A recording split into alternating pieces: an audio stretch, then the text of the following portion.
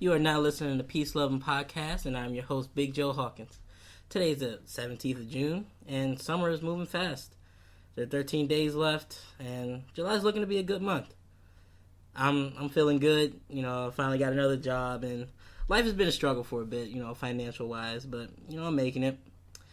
The PLP shirt, that came in. I'm wearing it. Feels good. It's looking nice. And I'm looking forward to getting my team the merchandise as well. And, making the merchandise able to be purchased to the public soon. But right now, I'd like to introduce a special guest. She's very special to me. Near and, close to my heart. And she is my girlfriend, Ariel. Say hi. Hi. Well, she's kind of shy at the moment. But she's also a part of the PLP team. In each of these podcasts, you'll be meeting the several team members of PLP, and they'll give a quick introduction, a quick description of, how they spread peace, love, and positivity throughout, their communities and, just how they try to make the world a better place. So, with that being the case, Ariel, how do you try to make the world a better place, with peace, love, and positivity? Well, everyone would say that I'm a very positive person. That's kind of what I'm known for, I guess, at the end of the day. I try to make everyone feel like that when I see them, they've made my day because I ran into them. Even if I see you every single day, I still want you to feel like no matter what, if I run into you somewhere, that you've made my day. I'm really into social media a lot these days, so I try to spread as much positivity, especially because the internet has become such a nasty place over the recent few months and all the things that have been going on around the world. I try to be as positive as I can and allow people to try to make people understand that even though you have an opinion, someone else's opinion is still just an opinion. Nothing is really fact anymore. So there's that. I am now a sophomore at Frostburg State University. So things I do there, I'm a member of the Berg Peer Education Network. And we just try to make it so everyone around our campus and the community, because it is a very close-knit community, understands that they can help. I have a busy life, and mainly the only thing that I really want to do at the end of the day is make it a better place for my future kids and their future kids and the people that I love, and make it easier to do the things that I like to do every day. All right. Thank you, baby. Well, here's where, we like to hop into the topic. And the topic for this week is take control of your happiness.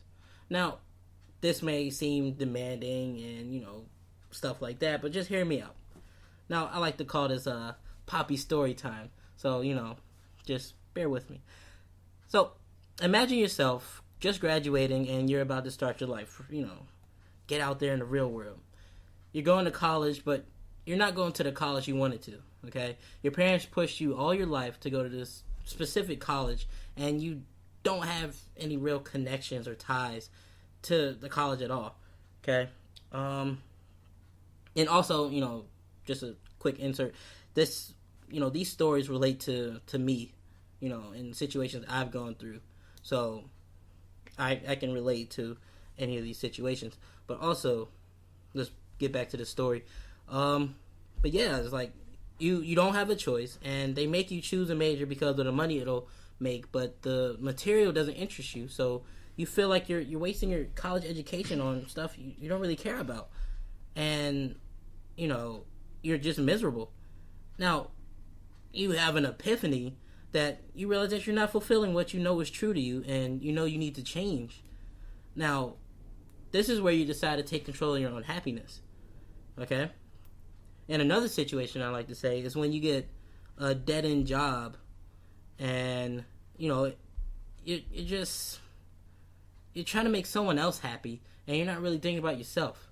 A lot of a lot of people are selfless, but sometimes you got to be selfish. You know what I'm saying? Now, you're just trying to make someone else's life and move along. You're a pawn in their dream, but they're building off of your work and advancing in life, and you're still stuck as a pawn on their board. You know what I'm saying? Now, you must become the king of your chessboard, or even really the queen. The queen has more moves and flexibility on the board. Now, make those moves for your life, your dreams, and your happiness. Okay? If you haven't really picked up the topic for today, it's take control of your happiness. Now, there are some questions that one must consider. The first question is, if you had people pushing you to do things that weren't you, would you continue to do them? Now, when answering, please consider these factors: your family, your situation, and your long-term happiness. Is it just fulfilling, happiness for the moment? Are you going to be happy, 5 years, 10 years, 20 years, down the road? Are you just doing it because of your family? You got to think of these factors when answering that question, deciding on your happiness. Because at the end of the day, you're really just trying to live your life. You don't want to waste it. You don't want to wait till you're 40 or 50 having a midlife crisis like, oh man, I could have, lived my life a different way, did these different things, and I could have been driving, a Bentley, or, just doing stuff that will make your life better, like having different experiences and all that stuff. What do you think, Ariel? Do you agree with this question that, you need to focus on, the long-term effects and the long-term factors, your family, your situation, to really, to really hone in on your happiness? It depends on what's making you happy, because everything that you do eventually is gonna impact something else. Everything you do in life is a ripple effect, whether you think it is or not. Everything you do it matters at the end of the day, and the end of the day being your life and how that ends. So just everything has to be processed, but I'm pretty sure everyone listening is around college student age, and this is the time where it is time to be selfish. So you don't have to really think, oh, how will my kids feel if I go out tonight and have fun with my friends? But you do have to think, oh, maybe this isn't the best thing to do since I got this exam coming up, or whatever the situation may be. So everything kind of has a push and pull, and everything isn't the same weight as anything else, if that makes sense. But you just kind of have to be an adult and use your instincts and realize what is more important than other things. Okay. All right, the second question is, okay, what if you wanted to pursue something that came with hard beginnings? Would you still pursue it, or would you step away as you stand on the shore and watch your opportunity boat sail away? Now, this may seem, kind of fake deep and all that stuff, but it's just you got to answer these questions, every day. Is this worth pursuing? Is this worth pursuing for my happiness? Is my well-being, being thought of when I'm, trying to tackle this on? But that in the long term, down the road, that you got to work for it. You got to work hard. You got to work out. You got to do your schoolwork. You got to maintain those good grades. You got to study. You got to, go to these games. You got to perform. Now, looking at all of this, you know that you have to do it. You know that you're going to have to, perform. You know that you're going to have to really excel, because you're trying to make it to that top level, that top tier, get these looks. Now take that into consideration, that top level where you're trying to get at. Are you going to shoot for it, or are you going to watch the boat, just sail away? Are you going to let the opportunity go? Are you going to let it pass you by? Okay? Now, that's just something to really think about, because a lot of people, they, just live their life like zombies.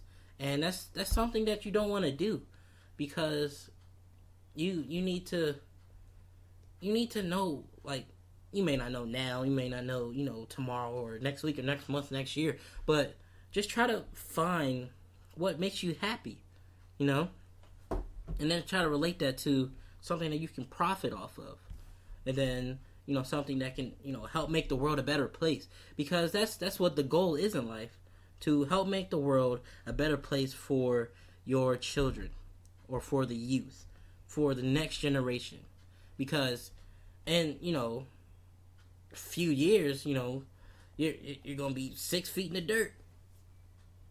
Everybody's gonna be 6 feet in the dirt, but your children are gonna be the ones walking this earth. Now, how do you want to leave this earth?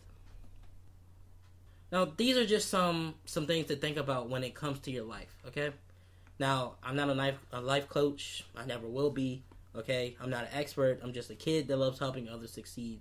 I like helping people, grow in their life, like helping them, really just excel. Take the wheel, be the driver, steer yourself down your path that you know is true, okay?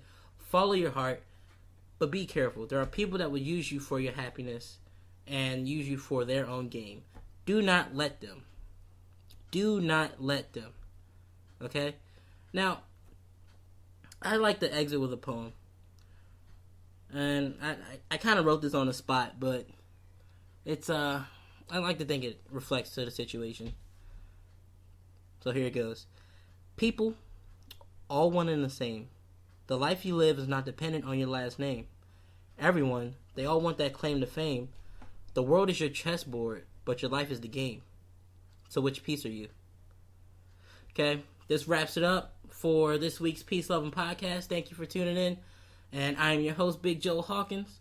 Follow us on Twitter and IG at TheOfficialPOP, all lowercase. And continue to # spread the love. Peace.